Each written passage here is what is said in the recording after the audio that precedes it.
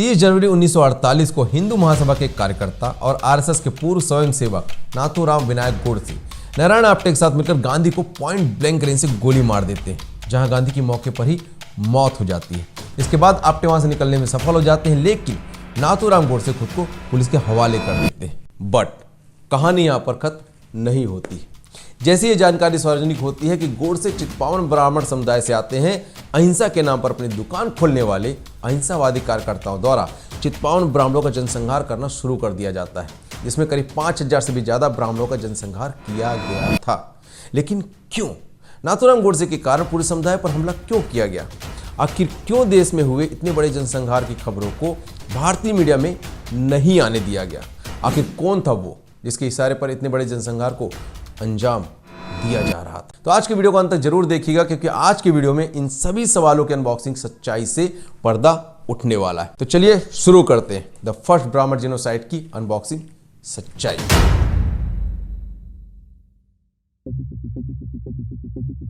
नमस्कार मित्रों, 2002 में गुजरात दंगों की कहानी तो आप सब लोगों को याद ही होगी, जिस पर बॉलीवुड वालों ने कई सारी फिल्में भी बनाई हैं। इसमें अल्पसंख्यक समाज को विक्टिम और हिंदू समाज को विलेन दिखाने का बार बार प्रयोग भी किया गया था। उसी तरह 1984 का सिख जेनोसाइड भी आप लोग को याद ही होगा, जिसके बाद इंदिरा गांधी के बेटे राजीव गांधी और उनके बाद बने देश के प्रधानमंत्री ने ये बयान दिया था।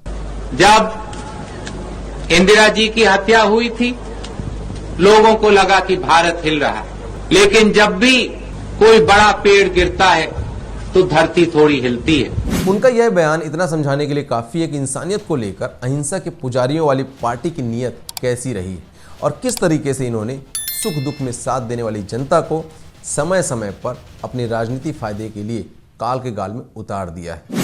समय समय से मेरा मतलब 84 से पहले 30 जनवरी 1948 को एक और बड़े पेड़ के गिरने से है, और वो बड़े पेड़ का नाम था मोहनदास करमचंद गांधी उर्फ Mahatma Gandhi.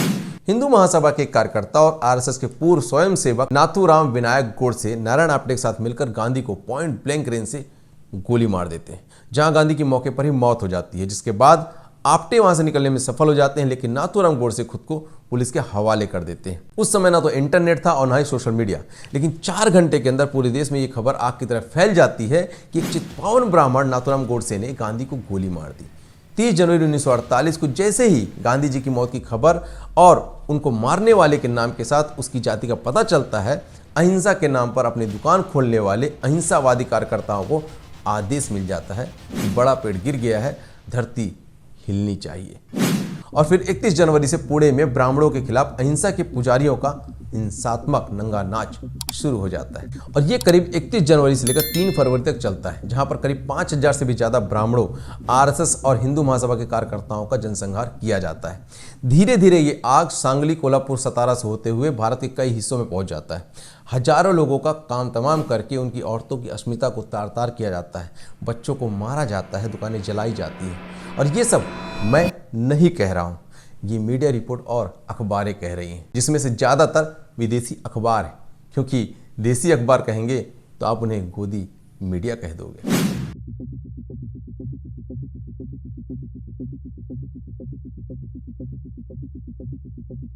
Swap the digits in 1948, you had a carnage that was conducted against the Brahmins of Maharashtra across the state, starting from Bombay, Pune, and then Nagpur to Satara, Sangli, the Miraj, the Patwardhan states, Kolhapur, all of this, where this thousands and thousands of Brahmins, either they were massacred or their properties destroyed, and this was done by congressmen.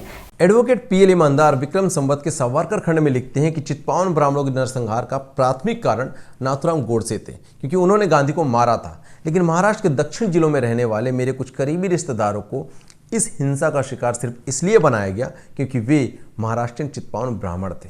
Dwarka Prasad Mishra, जो कांग्रेस के एक नेता थे, उन्होंने नागपुर में फैले हिंसा पर अपने एक लेख में बताया था कि नागपुर और बाबर में हुई हिंसा के जिम्मेदार ज़्यादातर वे कांग्रेसी कार्यकर्ता थे जो गैर कानूनी गतिविधियों में लिप्त थे और गैर ब्राह्मण समुदाय से आते थे।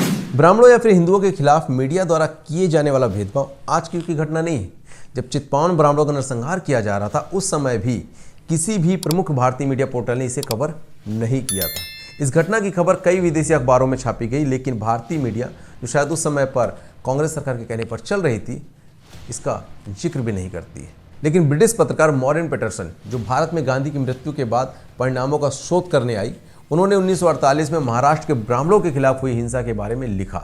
उन्होंने अपने रिसर्च में बताया कि कैसे सतारा, कोल्हापुर और बेलगाम जैसे शहरों में हिंसा की आग फैली, जिसमें करीब 6 से 10 करोड़ की संपत्ति जलकर राख हो गई थी। पत्रकार गजानन त्र्यंबक मडखोलकर, जो एक प्रसिद्ध मराठी पत्रकार थे, इस आग में अपना घर और नागपुर में अपने समाचार पत्र प्रकाशन का ऑफिस भी खो देते हैं। और इसी तरह कोल्हापुर, सांगली और अन्य जिलों में ब्राह्मणों के स्वामित्व वाले घरों को जलाया जा रहा था और लोगों को मारा जा रहा था। इसी हिंसा के आड़ में दंगाइयों ने वीर सावरकर के घर पर भी हमला किया था, लेकिन सावरकर बच गए थे। लेकिन उनके छोटे भाई नारायण राव बुरी तरह से जख्मी हो गए थे, जिसकी वजह से कुछ दिन के बाद उनकी मृत्यु हो जाती है। 31 जनवरी से लेकर 3 फरवरी तक देश में खुलेआम हो रही हिंसा में आखिर क्यों सिर्फ ब्राह्मण समाज को ही टारगेट किया गया? आइए समझते हैं चैप्टर नंबर 3 में। लेकिन नाथूराम गोडसे के कारण पूरे समुदाय पर हमला क्यों किया गया? असल में गोडसे उस समय के बॉम्बे स्टेट के पुणे शहर के चित्पावन समुदाय से संबंध रखते थे, जिन्होंने एक समय पुणे समेत संपूर्ण भारत पर शासन किया था। जिस हिंदवी स्वराज का सपना छत्रपति शिवाजी महाराज ने देखा था, उसे पेशवा बाजीराव बल्हाड़ और पेशवा माधवराव एवं चिमाजीराव अप्पा जैसे चित्पावन ब्राह्मणों ने ही पूरा किया था। 1857 के पश्चात जब भारतीय स्वतंत्रता संग्राम की धार क्षीण हुई थी, तो उसे पुनः पटरी पर लाने में चापेकर बंधुओं की भी महत्वपूर्ण भूमिका थी। लोकमान्य बाल गंगाधर तिलक, गोपाल कृष्ण गोखले और वीर सावरकर के बिना भारतीय स्वतंत्रता आंदोलन की परिकल्पना करना भी लगभग असंभव है।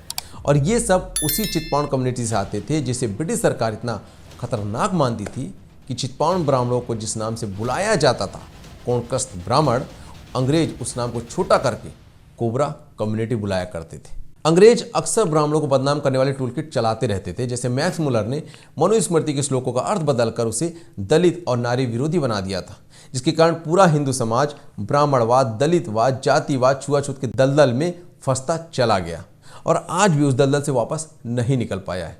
खैर, इसकी अनबॉक्सिंग सच्चाई किसी और वीडियो में अनबॉक्स करेंगे। अभी वापस आते हैं अपने टाइमलाइन पर। तो अंग्रेजों के जाने के बाद उनकी बनाई गई पार्टी सत्ता में आते ही अंग्रेजों की तरफ फूट डालो और शासन करो की नीति पर आगे बढ़ती है। हिंदू कोड बिल लाना हो या फिर मुस्लिम पर्सनल लॉ बोर्ड बनाना हो, हर काम एक एजेंडे के तहत किया जा रहा था। इन सब में अगर कोई रुकावट था तो वो थे दक्षिणपंथी कुछ राजनेता या फिर कुछ हिंदू संगठन जैसे आरएसएस और हिंदू महासभा।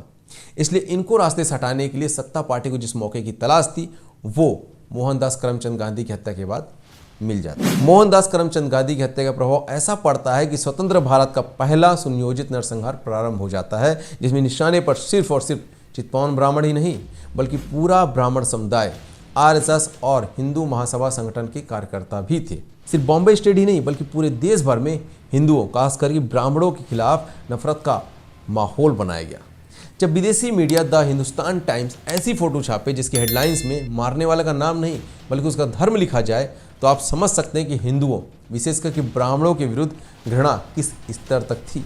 लेकिन ये सब करने वाले और कराने वाले कौन थे? आइए जानते हैं चैप्टर नंबर 4 में। आखिर किसके इशारे पर हो रहा था वो सब? क्या देश में हो रहे नरसंहार को हरी झंडी दिल्ली से मिल रही थी?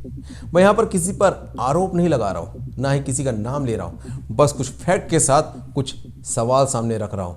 बाकी आप लोग इन सारी कड़ियों को जोड़कर मुझे कमेंट्स करके बताइएगा कि आपको क्या लगता है। फैक्ट नंबर 1, कपूर कमीशन की रिपोर्ट की माने तो एक बार नहीं, गांधी पर 5 बार हमले हो चुके थे, जहां पर उन्हें जान से मारने का प्रयास किया गया था। मतलब खुफिया एजेंसियों को ये बात पता रही होगी कि गांधी को जान का खतरा है, और जाहिर सी बात है कि ये बात हाई कमान को भी बताई गई होगी। फिर हाई कमान ने गांधी की सुरक्षा के लिए कड़े बंदोबस्त क्यों नहीं किए? फैक्ट नंबर 2, गांधी जी को 5 बार मारने की कोशिश की जाती है, लेकिन नेहरू की चिंता आरएसएस और हिंदू महासभा पर बैन कैसे लगाया जाए इसको लेकर ज्यादा थी।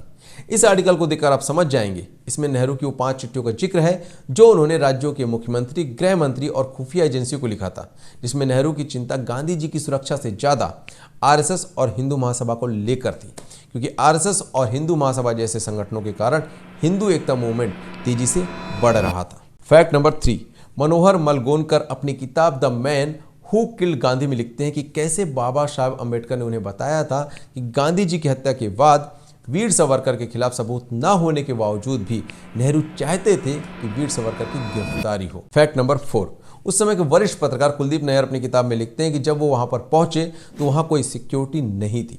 बिरला हाउस का गेट हमेशा की तरह खुला था। नेहरू, सरदार पटेल और मौलाना आज़ाद गमगीन हुए वहीं पर बैठे हुए थे। माउंटबेटन तभी वहां आते हैं और गांधी को सैल्यूट करते हैं। माउंटबेटन को देखते ही एक आदमी चिल्लाकर कहता कि गांधी को एक मुसलमान ने मारा है, लेकिन माउंटबेटन ने कहा, you fool, you don't know he was a Hindu. क्या हिंदू शब्द को बदनाम करने वाली टूल किट पहले ही बनाई जा चुकी थी? जैसे कसाब के हाथों में कलावा वाली टूल किट तैयार की गई थी। विदेशी मीडिया में इस तरह वाले headlines, Gandhi is killed by a Hindu, क्या उसी टूल किट का हिस्सा थी? खैर, गांधी की हत्या के बाद एक तरफ जहां पूर्ण हिंसा विचारधारा के समर्थक खुलेआम हिंसा का नंगा नाच कर रहे थे, वहीं नेहरू गांधी की मौत और राष्ट्रीय सुरक्षा का बहाना बनाकर न सिर्फ आरएसएस और हिंदू महासभा को बैन कर रहे थे, बल्कि राष्ट्रवादी लेखक, पत्रकार, फिल्मकार, संगीतकार पर भी लगाम कस रहे थे। गांधी की हत्या एक हिंदू ने की, विदेशी अखबारों की हेडलाइंस बनाकर हिंदू मूवमेंट को पूरी तरह से दबाने की कोशिश की गई। इसलिए मैं आप लोगों से कहना चाहता हूं कि अगर आप लोग आतंकवादियों को साहेब कहने वालों के द्वारा की गई द फर्स्ट ब्राह्मण जिनोसाइड की अनबॉक्सिंग सच्चाई सबके सामने लाना चाहते हैं तो इस वीडियो को ज़्यादा से ज़्यादा शेयर करें। बाकी इसी तरह की अनबॉक्सिंग सच्चाई जानने के लिए मेरे चैनल को सब्सक्राइब नहीं किया है तो सब्सक्राइब कर लीजिएगा, साथ में बगल वाले बेल आइकन को भी प्रेस कर लीजिएगा। मिलता हूं जल्द नए वीडियो में, तब तक के लिए जय हिंद, वंदे मातरम।